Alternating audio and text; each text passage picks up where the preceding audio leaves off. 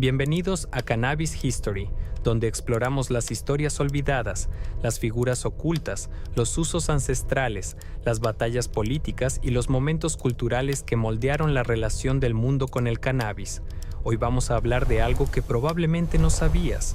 En 1619, la Cámara de Burgueses de Virginia aprobó una ley que obligaba a cada agricultor a cultivar cáñamo. No lo incentivaba, lo exigía. El incumplimiento significaba una multa. Eso significa que durante más de 150 años, cultivar cannabis era literalmente la ley en la América colonial. Y luego, en 1937, el mismo gobierno lo convirtió en un crimen federal. Entonces, ¿qué cambió? No fue la planta. Lo que cambió fue quién controlaba la narrativa y quién se beneficiaba de mantenerla oculta. Para entender esta contradicción, tenemos que retroceder al siglo XVI. España estaba construyendo el imperio más grande que el mundo había visto, y cada barco que cruzaba el Atlántico necesitaba algo que la mayoría de la gente ignora: cuerdas, velas, jarcia y redes. Todo eso se hacía de cáñamo. No era una planta cualquiera, era un recurso estratégico. Sin ella los barcos no navegaban. Sin barcos no había imperio. Así que cuando los españoles llegaron a América, trajeron semillas de cáñamo como traían armas y caballos. No porque fueran hippies coloniales, porque entendían algo que hemos olvidado: el cannabis no es solo una droga, es una de las plantas más versátiles que la humanidad ha domesticado. En el valle de Quillota, en lo que hoy es Chile central, los españoles establecieron uno de los primeros cultivos de cáñamo en el hemisferio occidental. La tierra era fértil, el clima funcionaba y la proximidad a Santiago y la costa del Pacífico hacía que el transporte fuera viable. Pero cultivar cáñamo no era fácil. La planta necesitaba tierra buena, agua y gente que supiera cómo cultivarla, cosecharla, remojarla, secarla, romperla y preparar las fibras. Cada paso requería tiempo, fuerza y experiencia. Y en un sistema colonial donde la tierra estaba controlada por españoles y el trabajo era forzado o esclavizado, el cáñamo no era solo una historia sobre plantas. Era una historia sobre trabajo, coerción y poder. Mientras tanto, en el norte, Inglaterra estaba haciendo exactamente lo mismo. En 1606, el rey Jacobo I otorgó una carta real a la Compañía de Virginia de Londres, autorizándolos a establecer un asentamiento en la costa norteamericana. Ese asentamiento se convirtió en Jamestown, la primera colonia permanente inglesa. Y apenas unos años después, en 1633, la Cámara de Burgueses de Virginia aprobó un acto que exigía a cada agricultor que proporcionara semillas de lino y cáñamo y las sembrara. La redacción era clara: cada agricultor, tan pronto como pueda, proporcionará semillas de lino y cáñamo y sembrará las mismas. No era una sugerencia, era una orden imperial. ¿Por qué tanta urgencia? Porque Gran Bretaña dependía del Báltico para sus suministros navales. Suecia, Rusia, Letonia y otros proveedores del norte de Europa controlaban el comercio de cáñamo, alquitrán, pez y madera. Cuando los precios subían o las guerras interrumpían el comercio, la capacidad de Gran Bretaña para defenderse se volvía incierta. Así que el Parlamento comenzó a mirar a las colonias americanas como una fuente alternativa. En 1705, aprobaron una ley que ofrecía un estímulo financiero para los almacenes navales coloniales. La meta era simple: si las colonias podían producir alquitrán, pez, mástiles, cáñamo y otros materiales para la construcción naval, Gran Bretaña podría fortalecer su marina mientras reducía su dependencia de mercados extranjeros. Eso nos dice cuán estratégicos eran estos materiales. Una escasez de cáñamo, alquitrán, pez o mástiles no era solo un inconveniente agrícola. Podía amenazar la capacidad de la nación para defenderse, proteger el comercio y abastecer sus barcos. Así que cuando los ingleses miraron hacia América del Norte, no solo buscaban oro y recursos naturales, también buscaban tierra que pudieran colonizar, cultivos que pudieran crecer y materias primas que pudieran hacer útiles a las colonias para el imperio. El cáñamo encajaba directamente en esa visión. En los años 1720, los legisladores coloniales ofrecieron una recompensa de 4 chelines por cada 100 gros de cáñamo brillante y limpio clasificado por agua. Esto no era solo un estímulo casual, era un sistema de pagos diseñado para recompensar la producción y mejorar la calidad. Los dueños de plantaciones como el coronel William Byrd, segundo de Westover, tomaron nota y comenzaron a experimentar con el cáñamo a gran escala. Byrd era un plantador rico, escritor, agrimensor y miembro del consejo del gobernador de Virginia. Su hacienda en Westover se encontraba dentro del mismo mundo de plantaciones de la zona costera, donde el tabaco dominaba la economía. En la primavera de 1729, Byrd sembró supuestamente 90 bushels de semillas de cáñamo, suficientes para aproximadamente 36 acres o más. Eso no era un pequeño experimento de jardín en esa época. La mayoría de los plantadores de la zona costera cultivaban solo una fracción de esa cantidad, manteniendo la mayor parte de sus acres en tabaco y otros cultivos comerciales. El cultivo de cáñamo de Byrd muestra que algunos colonos estaban dispuestos a probar el cáñamo seriamente como cultivo de plantación. Luego, en 1764, el Parlamento aprobó un acto para otorgar una recompensa sobre la importación de cáñamo y lino crudo, y sin vestir de las colonias de Su Majestad en América. Esta ley demostró que el cáñamo y el lino eran lo suficientemente importantes para que Gran Bretaña los incentivara directamente con incentivos financieros. Las recompensas también llamaron la atención de George Washington. En septiembre de 1765, Washington escribió a su agente de ventas en Londres, Robert Carey & Company, preguntando qué precio podría esperar por buen cáñamo en Londres si era regado y preparado de acuerdo con el acto del Parlamento. Quería conocer los costos de flete, cargos y posibles ganancias de cultivarlo. Sus cartas muestran que el cáñamo no era solo un cultivo imperial abstracto. Los plantadores observaban el mercado, preguntaban sobre precios y calculaban ganancias, pero el valor del cáñamo venía con un problema serio. Y ahí es donde la historia del cáñamo se mueve de los mercados y las recompensas hacia los campos, porque cultivar cáñamo era un trabajo duro, intensivo en mano de obra. Antes de que el cáñamo pudiera convertirse en fibra usable, tenía que ser plantado, cosechado y procesado. Y en el periodo colonial, esto no era una tarea rápida ni fácil. Los tallos de cáñamo primero tenían que ser cosechados y secados, luego tenían que ser remojados, lo que significaba exponer los tallos a la humedad para que bacterias y hongos aflojaran las fibras del núcleo leñoso de la planta. Esto podía hacerse sumergiendo los tallos en agua o dejándolos extendidos en el campo para el remojo por rocío. El remojo en agua podía tomar solo varios días bajo las condiciones adecuadas, mientras que el remojo por rocío podía tomar semanas. Si el cáñamo estaba poco remojado, la fibra era difícil de separar. Si estaba demasiado remojado, la fibra podría pudrirse y debilitarse. Después del remojo, los tallos tenían que secarse de nuevo y luego romperse. Para hacer esto, los trabajadores usaban herramientas manuales, como un triturador de cáñamo de madera para aplastar los tallos leñosos y separar las fibras externas del núcleo interno. Luego venía el escuchado, donde el material de tallo roto era golpeado o raspado para separarlo de la fibra. Después de eso, la fibra podía ser cardada o peinada a través de dientes metálicos para limpiarla y alinearla antes de que fuera hilada o retorcida en material usable. Antes de la maquinaria moderna de descorticación, la gente tenía que hacer gran parte de este trabajo a mano.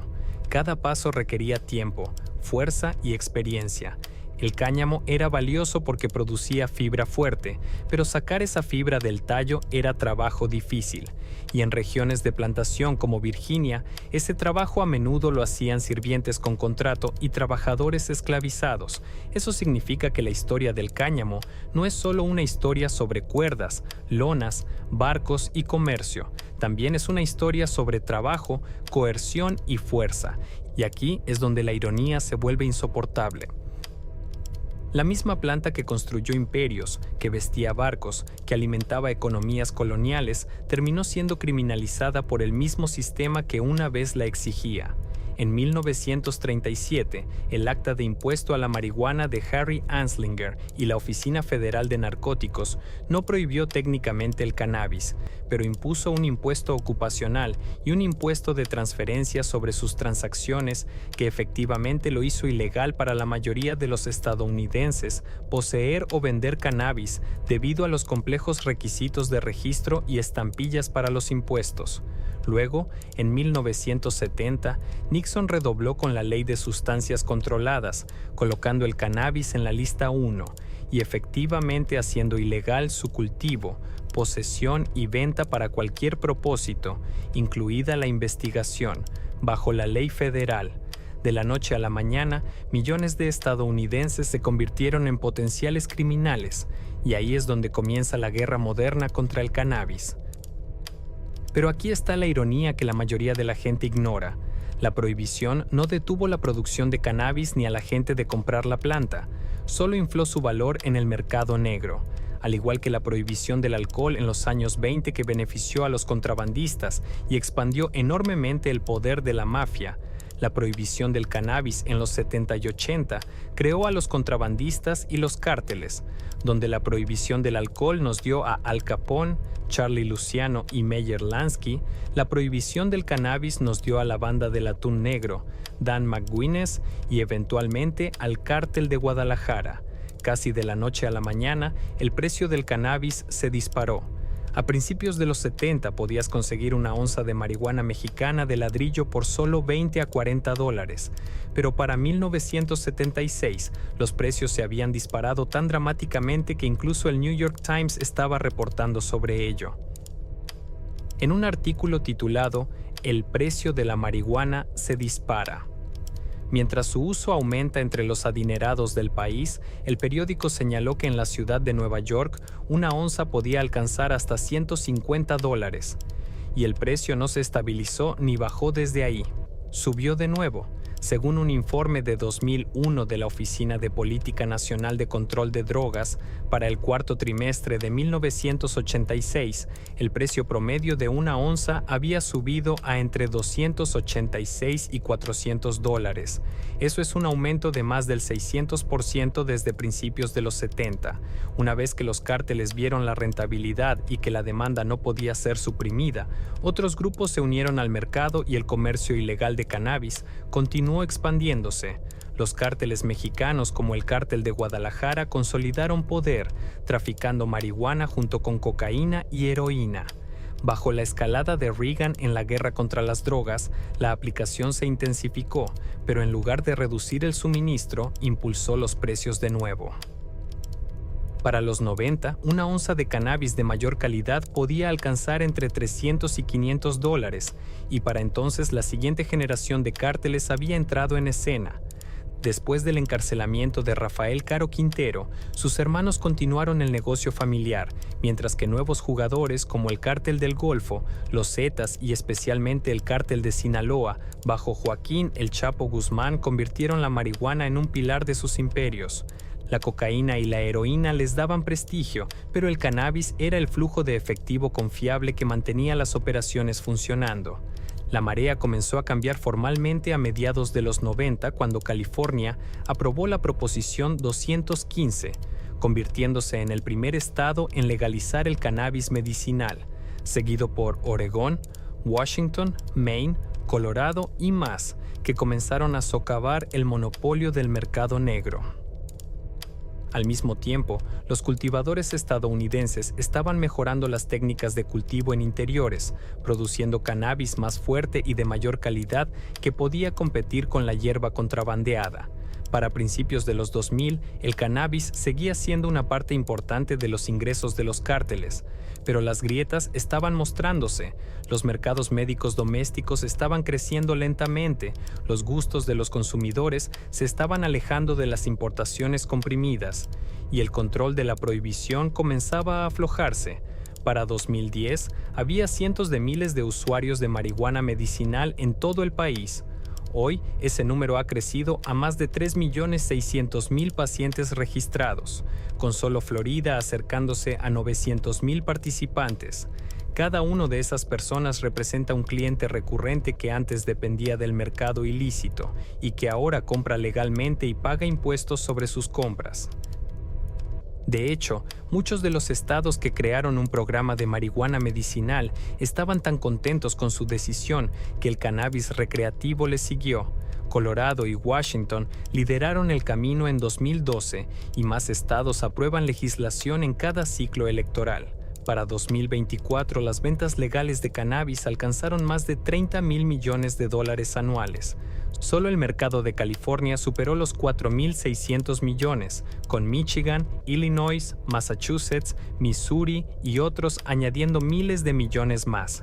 Eso no es solo dinero cambiando de manos, son millones de onzas moviéndose a través de sistemas regulados, grabados y rastreados, en lugar de pasar por rutas de contrabando de cárteles.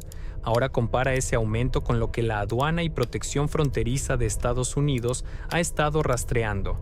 En 2012, el mismo año en que Colorado y Washington votaron por legalizar, la CBP incautó aproximadamente 2.500.000 libras de marihuana en la frontera suroeste. Para 2017, ese número ya se había desplomado a alrededor de 1.300.000 libras. Para 2022, las incautaciones cayeron a solo 155.000 libras en todo el país, y para 2023, apenas 61.000 libras. Eso es una disminución del 95 al 98% desde los años pico de la prohibición. Entonces, ¿por qué la caída?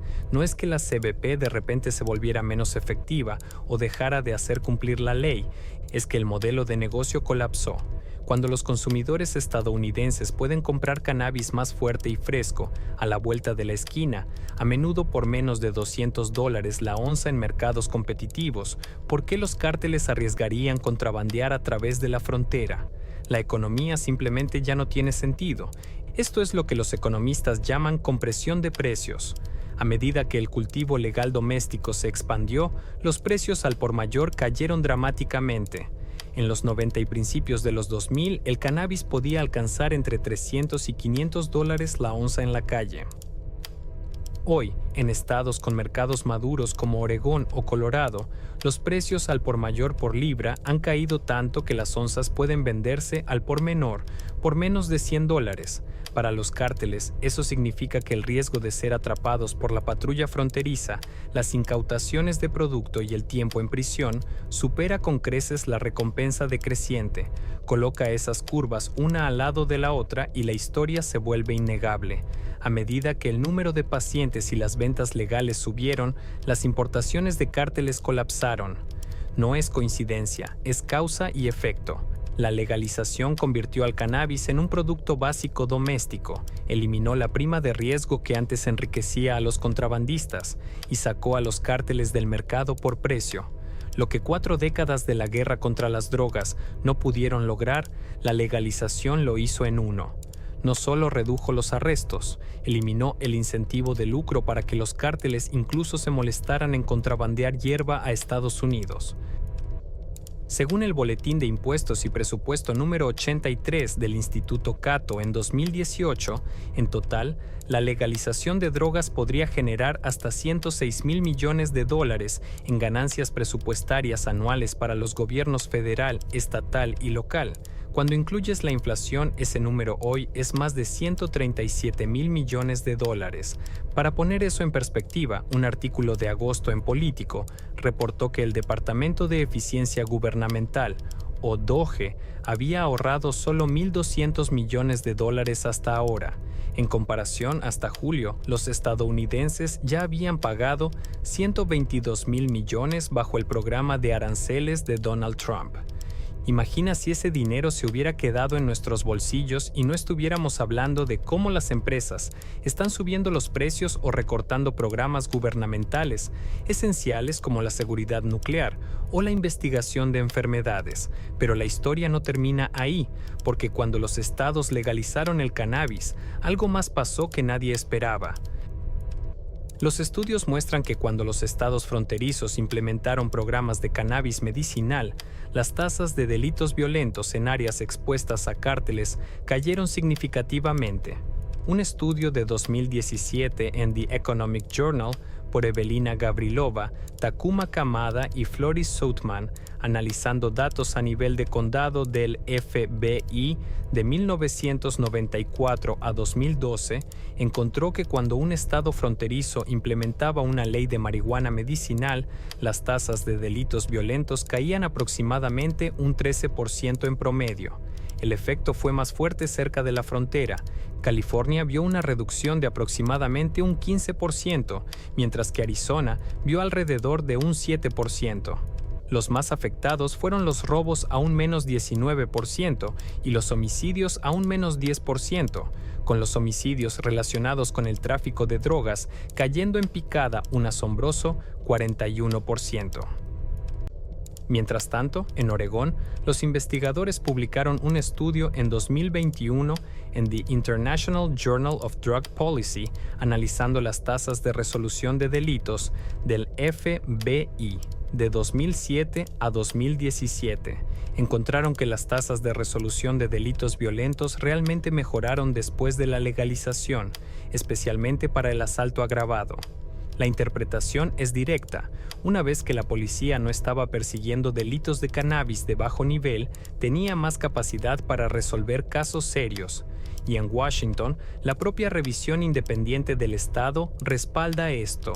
El Instituto de Política Pública del Estado de Washington evaluó la iniciativa 502 y encontró que las condenas por posesión de cannabis se desplomaron después de la legalización, mientras que había, cito, poca evidencia de aumentos en cargos criminales no relacionados con el cannabis.